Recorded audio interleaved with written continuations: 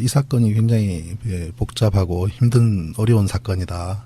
그래서 이 사건만 들여보는데 여름 휴가를 반납할 정도로 이 사건만 들여다봤습니다라는 이야기를 하시더라고요. 그래서 일단 기록만 하더라도 1심이 기록이 5년간 재판을 했기 때문에 48번에 걸친 공판, 그리고 한 60명 되는 증인들에 대한 신문 과정이 있었기 때문에 그걸 다 검토하는데 시간이 많이 걸렸던 것 같아요. 그래서 작년 11월에 항소심 첫 재판이 열리고 12월 달에 두 번째 재판, 그 두 번의 재판은 항소심에서 어떻게 다룰 것인가, 어떤 증인을 부를 것인가 하는 범위를 획정하는 재판이었고, 지난달 2월 16일 날 3차 공판이었는데 실질적인 항소심 첫 재판이 열렸습니다. 그래서 검찰 측 증인으로 권영대 대령이라고 UDT 대대장이 증인으로 나왔고, 그분은 이제 또 폭침 어뢰를 건지다라는 책을 쓴 분이에요. 아, 그래요? 그러니까 어뢰를 건진 것에 대한 자신의 기록도, 그다음 그 외에 UDT가 활동했던 모든 기록, 특히 이제 우리 한주호 주님께서 이제 도바로 돌아가셨잖아요. 네. 그 작업과 관련해서 KBS 보도 제3의 부표 논란, 그런 부분들이 오보다라는 그런 내용까지 담은 책을 펼쳤어요. 그래서 이제 국방부나 군 입장에서는 항소심의 첫 대표 선수로 그분을 부른 것 같은데, 전 참 지난번 우리가 재판을 하면서 저도 그 책을 그분이 쓴 책이지만 제가 구입을 해다가 저희 변호사들하고 같이 다 검토를 하고 다 스타트를 했는데, 참 용감하신 분이에요. 거짓된 내용을 책으로 펼쳐내는 것이 쉬운 일 아니거든요. 우리가 책을 쓴다고 하는 것은 참 조심스러운 일이에요. 그리고 이제 그 내용이 사실 진실만을 담아야지, 그렇지 않을 경우는 나중에는 족쇄가 될 수밖에 없잖아요. 그렇죠? 활자 매체로 그대로 남아 있는 거기 때문에, 그래서 조심스러울 수밖에 없는데, 거기에 이제 그 많은 내용들이 사실과 다른 부분들이 적혀있는 것을 밝혀내서 나중에 도대체 어떻게 감당하려고 그러는지. 그렇지만 일단 책을 통해서 나오게 되면 우리가 책이란 것이 그렇죠. 가지는 힘이 이것이 사실만 기록된 것으로 인식을 주는 힘이 큽니다. 그렇죠. 그죠? 그래서 양면성을 가지고 있어요. 그래서 이제 그 부분에 대해서 집중적으로 저희가 이제 준비를 하고 있는데, 다음번에 그 부분에 대해서 우리 측 증인으로 이제 우리가 새로 요청하기로 했습니다. 그렇게 했을 때 이제 그분이 썼던 내용들에 대해서 중점적으로 보게 됐는데, 특히 이제 한 가지 예를 들면, 제3의 부표와 관련된 부분은 그 함수도 아니고 함미도 아닌 곳에 또 하나의 부표가 있다. 이게 제3의 부표거든요. 그래서 함수도 아닌 제1부표, 함미 제2부표도 아닌 왜 여기에 부표가 있느냐라는 것을 KBS 기자 세 사람이 취재를 한 거로부터 출발하는데, 그 밑에 있는 물체, 길이 60m짜리 물체가 도대체 뭐냐. 천안함은 반토막 나서 88m짜리 배가 함수가 47m, 함미가 37m이기 때문에 60m하고는 전혀 관계가 멀어요. 그리고 그것을 위치는, 그 위치의 부위는 한주호 준이가 29일 날, 그러니까 28일 날 함수함이 다 찾아요. 함수함이 다 찾고 부위 설치한 그 다음 날 어군 탐지기를 이용을 해서 별도로 찾아서 별도로 부위를 설치했다는 것도 이미 증언으로 나왔고, 또 그 안에 있는 물체에 두 팔 벌려 둥그런 해치로 다녔다 그랬죠. 천안함 함수에는 두 팔 벌려 해치 다닐 이유가 없어요. 왜냐하면 사람이 서서 다닐 만큼 큰 해치가 많습니다, 좌우로. 그렇기 때문에 두 팔 벌려 둥근 해치에 굳이 산소 통을로 메고 들어가는 것조차도 그 구조 자체가 천안함 구조가 아니고, 또 결정적인 것은 천안함 함수는 반드시 누워 있었어요. 옆으로 90도로 우연 쪽으로 쓰러져서 완전히 90도로 넘어져서 우연 갑판에 이 거대한 바위 덩어리가 꽂혀 있을 정도로 완전히 넘어갑니다. 그런데 그 안에 들어갔다 온 사람의 증언은 45도 정도 기울어 있었다는 증언이 있어요. 그래서 제3의 부표는 분명히 천안함과 다른 구조물입니다. 그리고 거기서 한주호 준이가 작업하다가 사망을 했습니다. 그런데 이분은 책을 통해서 그거는 KBS는 오보였다. 오보였고, 그리고 그 한주호 준이와 함께 작업한 사람들이 옆에 있었다. 그렇게 이야기를 해요. 그럼 그 책을 보는 사람은 그게 진실인 것처럼 믿어져요. 사실 우리 변호인들께서도 헷갈려 붙는 그런 부분에서 이런 거 거짓말을 썼을 리가 있느냐라는 거죠. 그럼 저희가 할 수 있는 것은 그 당시에 옆에 같이 있던 사람들 명단을 제출하라는 거죠. 제출 못할 겁니다. 다 미국 사람들일 테니까. 그래서 이제 그런 부분들, 예를 들자면 그러한 부분들을 이제 항소심에서 좀 더 심층적으로 좀 싸우게 될 것 같습니다. 현재는 지금 여론에서 멀어진 사건이기는 하지만 정권이 바뀌고 나면 재조사가 가능한 사건이 또 되지 않을까요? 재조사가 돼야 되는 부분이죠. 네. 그리고 이제 그 동안에 새로운 몇몇 부분들은 결정적인 증언들이 좀 있어요. 그게 앞으로 지금 현재는 이제 최순실 국정농단 사건이 전국을 주도하고 있기 때문에 다른데 이제 열이 없겠습니다만은 그거 끝나고 나면은 아마 이제 천안함의 진실 부분이 분명히 화두가 되리라고 저는 생각을 합니다. 그 결정적인 몇 가지 증언 한 3가지만 말씀드리면 천안함에 사고가 나니까 사고가 났을 때 제일 먼저 달려가는 국가기관이 있습니다. 한국성급협회. 세월호에서도 한국성급협회에 좀 그 구설수에 올랐었죠. 허가한 부분이라든지 뭐 이런 부분들에서 이제 비협한 부분들이 발견됐지 않습니까? 한국성급협회는 선박이 사고가 났을 때 그 사고 원인과 관련해서 조사를 하게 돼 있습니다. 그래서 그 배를 조사를 했던 그 선박 검사를 했던 그 수석 검사관 이런 분들과 관련된 분들이 증언이 일부 있어요. 사실과 다르다는 부분이겠죠. 그리고 검사를 나왔을 때의 결론대로 최종 레포트가 되지 않은 부분 그런 것에 대한 증언을 확보한 게 있는데 다만 이제 저희가 이제 그 법정으로 증인으로 이제 출석을 부탁을 했지만 꺼려해요 그런 거는. 그래서 이제 나오는 데는 조금 문제가 있지만 그러한 증언이 확보된 상태고 다만 이제 우리가 그 합조단에 KR 소속으로 합조단 조사위원으로 활동하신 분을 지금 법정으로 불러놓은 상태입니다. 나와서 사실을 말하든 거짓을 말하든 일단 저희들은 질문을 해볼 필요가 있기 때문에 그렇고 또 이제 인양과 관련된 업체 그 크레인과 관련된 그 업체에 소속된 분들이 사석에서 한 이야기들이 좀 있어요. 진실은 그렇지 않다는 내용이죠. 그래서 그런 부분들에 대해서 우리가 또 변호인단하고 원언을 하고 있고요. 또 한 가지 결정적인 부분은 천안함에 승조했던 대원 가운데 실토가 나온 게 있습니다. 드디어. 네. 그래서 굉장히 본인의 중요하네요. 예. 의사와 관계가 뭐 없겠습니다만은 그 은연중에 이제 그 실토가 나와서 그것을 직접 들은 분이 저한테 이제 소스를 줘서 우리 변호인단하고 지금 방안에 대해서 논의를 하고 있습니다. 그렇죠. 다만 이제 네. 우리가 법정으로 부르게 되면은 상당한 좀 그 위험 부담이 있죠. 본인이 원치 않을 부분도 있을 것이고 가족이 원치 않는 부분도 있고 그리고 그 지금까지 발표된 내용이 사실이 아니라는 내용이기 때문에 그 파괴력은 어마어마하게 크죠.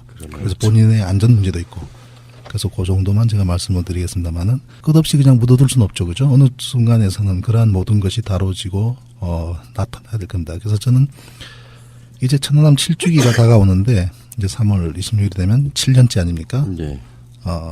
이 당사자분들의 결심이 필요하다고 봐요.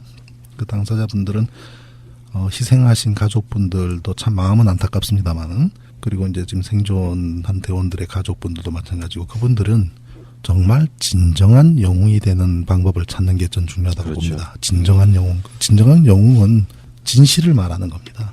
그렇죠. 진실을 말하고 진실을 밝히는 나중에 그것이 본인들의 의지와 관계없이 외부에 의해서 조사에 의해서 진실이 드러났을 때 도대체 어떻게 감당하겠습니까? 그리고 고인이 된 분들이 과연 그렇게 묻어두고 진실을 묻어두고 있는 것을 과연 바랄지 한번 진지하게 생각해 볼 필요가 있다고 생각합니다. 수십 명이 돌아가신 사건이거든요. 진실이 뒤바뀌어 있다라고 하면 그 자체가 본인들 스스로에게 죄를 짓는 거고요. 또 중요한 문제가 우리가 천안함 사건에 대한 처음부터 사실 그대로 교통사고가 발생한 그대로 얘기를 하고 물속에 가라앉은 선박 그리고 그 안에 있는 인명 이에 대해서 우리가 집중적으로 정치화할 것이 아니라 이 사건 자체를 정치적인 형태로 끌고 갈 것이 아니라 그런 해난 구조와 해난에 대한 공부를 할 수 있는 계기로 삼고 우리가 거기서 교훈을 얻고 또 준비를 하고 했었다면 4년 뒤에 우리가 그 해난 사고에서 더 많은 대응을 더 잘 할 수 있는 그런 거를 천안함 사건을 통해서 매뉴얼도 만들고 축적을 했었어야 되는데 이것을 그냥 정치적인 사건만으로 끌고 가는 바람에 그럴 수 있는 우리는 기회조차도 놓친 거죠. 중요한 부분이라고 그리고 생각합니다. 또 미래에 일어날지도 모를 동일한 사건에 대해서 대비도 지금 안 되고 있는 거잖아요. 그렇죠. 그 진실을 밝힐 수가 없기 때문에. 그러면서 자기들이 온갖 진실을 숨겨놓고 우리 보고 정치적이라고 해요. 그렇죠. 어떤 사건도 명쾌하게 그게 기승전결이 이루어지면 아무도 의혹을 제기하지 않거든요. 정말 그래서 그런 말씀들 많이 하셨잖아요. 세월호 사건의 시작은 천안함 사건이었다. 덮는 거를 알게 되니까 진실을 계속 덮고 가는 형태로 지금 세월이 천안함 사건으로부터 7년 그리고 세월호 참사로부터 지금 3년이 지난 거거든요. 여기 그 한 중심에 지금 계시는 분이 어떤 선박에 대해서 또는 선박에 관련된 사고에 대해서 정치 시사 쪽으로 풀어주실 분은 저는 우리나라에 거의 유일하다고 봐요. 그렇죠. 사고 원인은 이야기할 수 있지만 이게 전반적인 어떤 정황 같은 걸 놓고 봤을 때 단순한 사건이 아니라는 이야기를 해줄 분은 천안함 사건이 또 가지는 의미가 왜 이게 또 중요하냐면 최순실 사태를 놓고 보면 한 개인이 국가 권력을 등에 업고 그죠? 자신의 이익을 구하고 그다음에 국정농단한 사건 아닙니까? 그렇죠. 천안함 사건은요. 국가기관이 총동원되어서 전 국민을 속인 사건입니다. 이거 어떻게 감당하려고 그럽니까? 이거는 저는 그 최순실 사건과는 비교할 수 없을 만큼 큰 문제라고 생각을 하고요.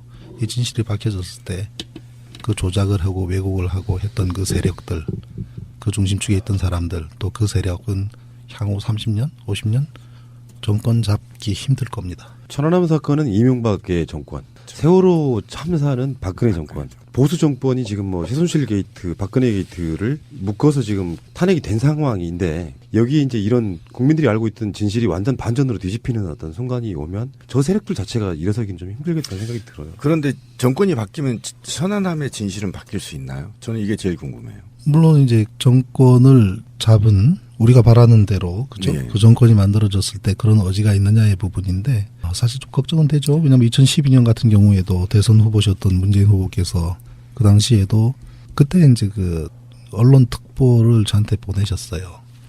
2012년 대선 앞두고 천안함에 관해서 어떠한 스탠스를 가지면 좋겠는가라는 자문을 구했습니다. 그래서 저는 아예 이야기로 한 게 아니라 워드로 쳐줬습니다. 그때 뭐라고 했냐면 첫째, 천안함 사건과 관련된 국방부와 정부의 발표를 존중한다. 그게 첫째예요.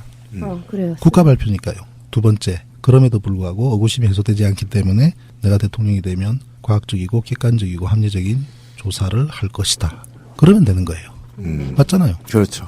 정확한 키워드죠. 그죠? 100% 정확하다고 네. 저는 봅니다. 그렇게 하다면 부담도 없고 또 듣는 사람들도 다 수긍하고 저도 그러면 좋을 것 같습니다. 해서 보내줬는데 그대로 안 하셨어요. 존중한다만. 그리고 결국 그만큼 부담스러웠던 사건인 것 같아요. 그래서 그런 의지를 보여주지 않았기 때문에 앞으로 다시 정권을 잡는다고 해서 그만큼의 의지가 있을지는 모르겠습니다만은 아마 저는 그것이 누가 그 죄수사를 주도하지 않아도 불거질 수 없다고 봐요.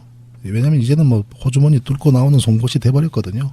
나올 수밖에 없습니다. 그리고 모든 사람은 자신의 이익을 구하는 쪽으로 갈 수밖에 없잖아요. 어느 쪽으로 가는 것이 우리가 이득이라기보다는 우리가 그렇죠. 피해를 덜 볼 것인가 하는 고민을 하는 많은 사람들이 있을 겁니다. 그 사람들 중에서 분명히 그러한 것이 불거지 나올 거라고 저는 확신을 합니다. 근데 세월호 사건마저도 지금 만 3년 됐거든요. 근데 칼기 사건 생각을 하면 30년이 넘어버린 사건. 그러니까 사회적 동력이 떨어져요. 아직까지 세월호 사건에 대한 동력은 굉장히 많이 남아있다고 보지만 천안함 사건 건에서 10년 넘어가고 20년 넘어가면 그때는 진실은 알겠는데 조사로 기록에 역사에 남기지를 못하는 상태로 갈까봐 저는 두려운 거거든요. 최소한 10년 넘어가기 전에는 재조사가 이루어져야 된다고 보는 거죠. 그러니까 그런 것 같아요. 생존자분들이 우리 방송을 듣는다면 평생 22, 23살에 그 사건을 접한 거 아닙니까? 어떤 것이 국가와 민족을 위한 것이고 본인을 위한 것인지 깨달아야 된다고 생각합니다. 광주 항쟁 때 투입됐던 공수부대 한 분을 제가 아는데요. 평생을 폐인으로 살았습니다. 그런데 그렇게 사지 마시고요. 당당하게 나오셔서 본인들 잘못 아니니까 이런 진실들을 얘기해 줌으로 인해서 그들의 자식, 그들의 후손들이 다시 또 그런 사건으로 희생되지 않는다는 겁니다. 그게 아까 신상철 대표님이 말씀하신 어떤 것이 영웅인지 제대로 진짜 반성하시고 생각해 보시고 나오십시오. 지금 세월호도요. 생존자 학생들이 집회에 연단에 나와서 증언하고 있습니다. 나오셔서 함께 만들었으면 좋겠습니다. 정의로운 사회. 몇 달 전인가 아는 어떤 그 노인분하고 이야기를 잠깐 했는데 천안함 사건에 대해서는 사회적 인식이 그렇게 남아있는 경우가 많아요. SNS나 뭐 인터넷 많이 하셨던 분들을 제외하고는 북한이 어리를 싸가지고 국방부 발표대로 버블 제스트도 아니고요. 그냥 맞춰가지고 천안함이 침몰 사건 이렇게 알고 있어요. 거기에 사회적으로 굳어져 버린다는 것. 물론 그렇게 굳어져 있는 사건의 진실이 반대로 확 뒤집히면 더 반향 크겠습니다만 그 상태로 그냥 역사에 묻혀버릴 가능성도 굉장히 높아져 있는 거죠. 지금 현재. 군에서는 이제 제가 해군 또는 국방부의 명예를 훼손했다고 기소도 하고 하지 않습니까? 근데 저는 해군의 명예를 찾아주고 싶어요. 왜냐하면 우리 역사 이래로 우리 해군이 이순신 장군 때부터 그렇죠. 그렇죠. 적에게 그렇게 침공당해서 패배한 사례가 없습니다. 우리가 서해 오독의 도서라고 하는 백령도, 대청도, 연평도, 우도 그 도서들이 전부 지금 38선저 위에 있거든요. 인천에서부터 4시간 거리인데 바로 그냥 강 건너가듯이 앞을 바라보는 북한 땅이에요. 그런 섬들이 우리 영토로 남아있는 것도 그 당시에 해군이 그 섬들을 잘 지켰기 때문이거든요. 그런데 속수무책으로 적의 공격으로 한 방에 발가 반토막 났다라는 것을 그렇죠. 어떻게 그렇게 자랑스럽게. 얘기를 하고 응? 또 그렇게 몰아갈 수 있는지 그 세력들 그 한 줌도 안 되는 세력들 때문에 우리 해군의 명예가 굉장히 땅에 곤두박질 쳐져 있는 거거든요. 저는 그 명예를 찾아줄 겁니다. 그분들 명예훼손은 오히려 그분들이 한 거예요. 해군의 명예를 네. 지키기 위해서. 제가 해군 장교 출신이기 때문에 해군의 명예를 찾을 겁니다. 신 대표님은 굉장히 독특한 이력. 세월호 천안함에 최적화되신 분이죠. 해군 장교 출신에 배를 만들어도 보셨고 몰아도 보셨고. 더 이상 어떻게 설명을 해요? 그랜드 슬램이지. 전부 다 해보신. 그러니까 천안함 사건 지금 2심 재판 같은 경우는 예상은 언제쯤 끝날 거라고 보세요? 대략 6개월 내지 1년 정도 네. 예상을 하는데요. 왜냐하면 지금 재판이 진행되던 중에 또 새로운 증인을 불러야 될 필요성들이 또 대두되기 때문에 최소 한 1년 그 이상 갈지도 모르겠습니다만 그런데 제가 기대를 하는 것은 그 재판이 결론이 나오기 전에 진실의 단면들이 여기저기서 나오게 될 가능성이 좀 높다고 봅니다. 네.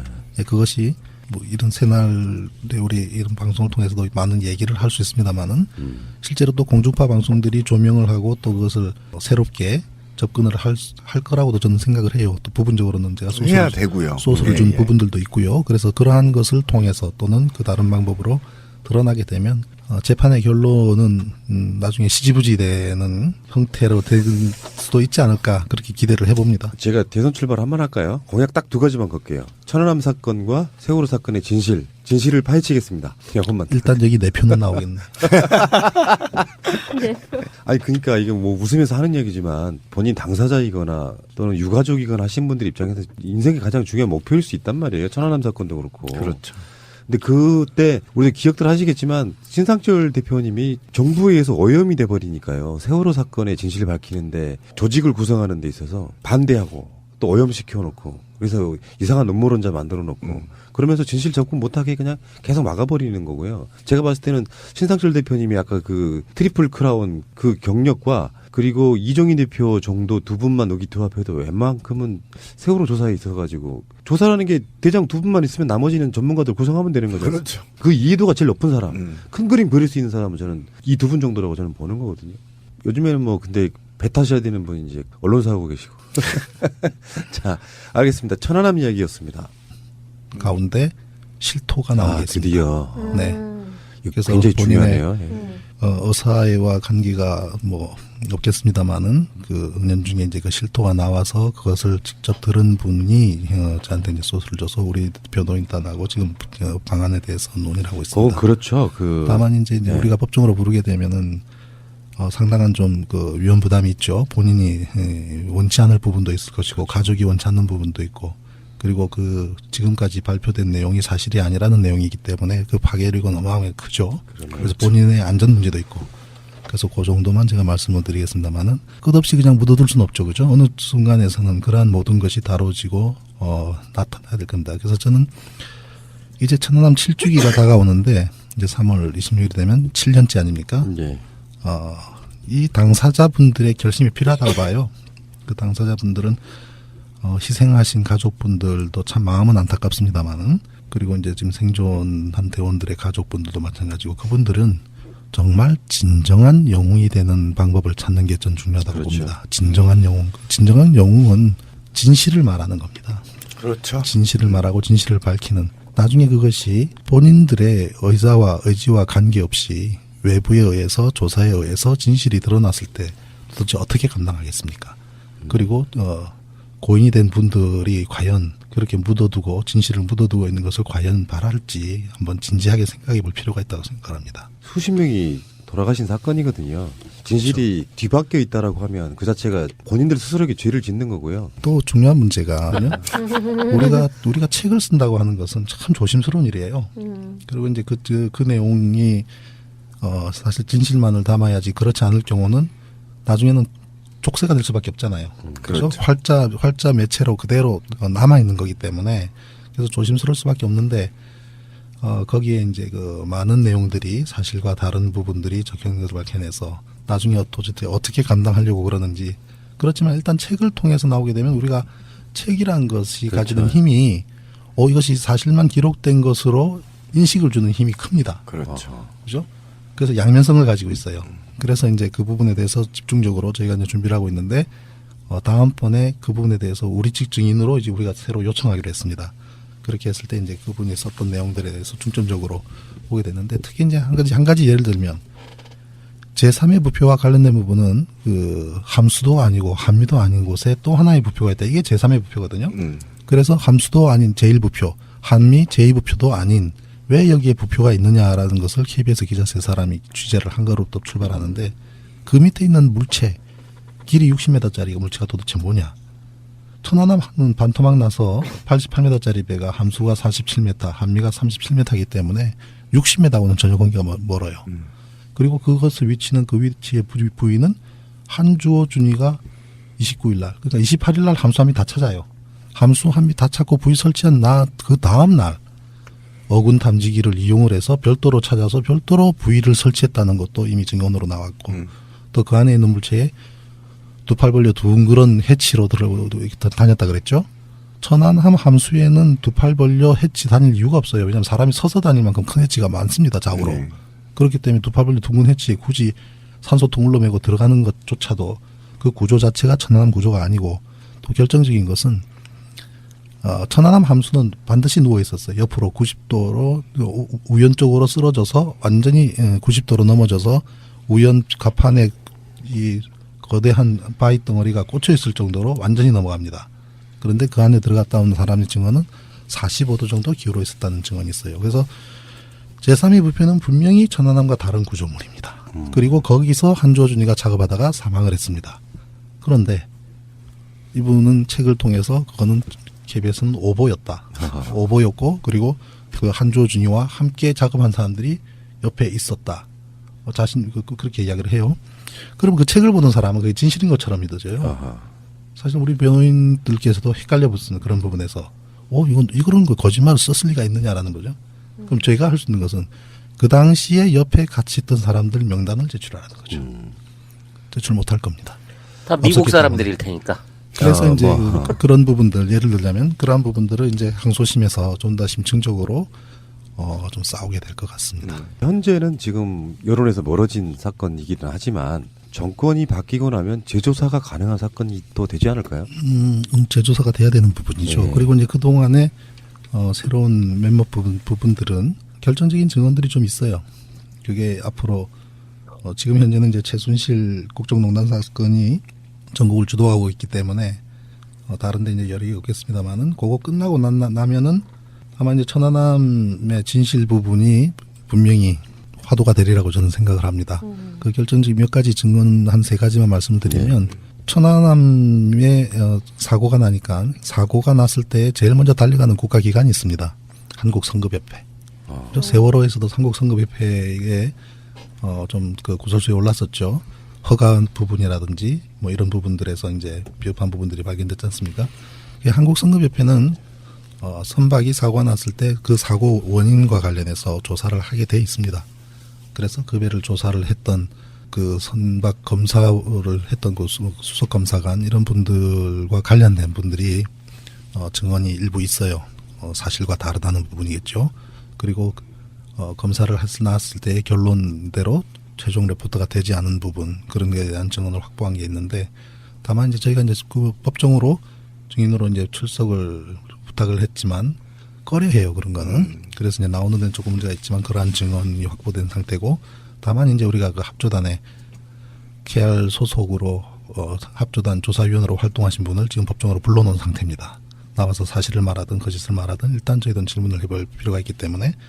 그리고 또 이제 인양과 관련된 업체, 그 크레인과 관련된 그 업체에 소속된 분들이 사석에서 한 이야기들이 좀 있어요. 진실은 그렇지 않다는 내용이죠. 그래서 그런 부분들에 대해서 우리가 또 변호인단하고 원언을 하고 있고요. 또 한 가지 결정적인 부분은 천안함에 승조했던 대원. 이 사건이 굉장히 복잡하고 힘든 어려운 사건이다. 그래서 이 사건만 들여보는데 여름 휴가를 반납할 정도로 이 사건만 들여다봤습니다라는 이야기를 하시더라고요. 그래서 일단 기록만 하더라도 1심이 기록이 5년간 재판을 했기 때문에 48번에 걸친 공판, 그리고 한 60명 되는 증인들에 대한 신문 과정이 있었기 때문에 그걸 다 검토하는데 시간이 많이 걸렸던 것 같아요. 그래서 작년 11월에 항소심 첫 재판이 열리고 12월 달에 두 번째 재판, 그 두 번의 재판은 항소심에서 어떻게 다룰 것인가, 어떤 증인을 부를 것인가 하는 범위를 획정하는 재판이었고, 지난달 2월 16일 날 3차 공판이었는데 실질적인 항소심 첫 재판이 열렸습니다. 그래서 검찰 측 증인으로 권영대 대령이라고 UDT 대대장이 증인으로 나왔고, 그분은 이제 또 폭침 어뢰를 건지다라는 책을 쓴 분이에요. 아, 그래요? 그러니까 어뢰를 건진 것에 대한 자신의 기록, 또 그다음 그 외에 UDT가 활동했던 모든 기록, 특히 이제 우리 한주호 주님께서 이제 도바로 돌아가셨잖아요. 네. 그 작업과 관련해서 KBS 보도 제3의 부표 논란, 그런 부분들이 오보다라는 그런 내용까지 담은 책을 펼쳤어요. 그래서 이제 국방부나 군 입장에서는 항소심의 첫 대표 선수로 아하. 그분을 부른 것 같은데, 저는 참 지난번 우리가 재판을 하면서 저도 그 책을 그분이 쓴 책이지만 제가 구입을 해다가 저희 변호사들하고 같이 다 검토를 하고 다 스타디를 했는데 참 용감하신 분이에요. 거짓된 내용을 책으로 펼쳐내는 것이 운이 아니거든요.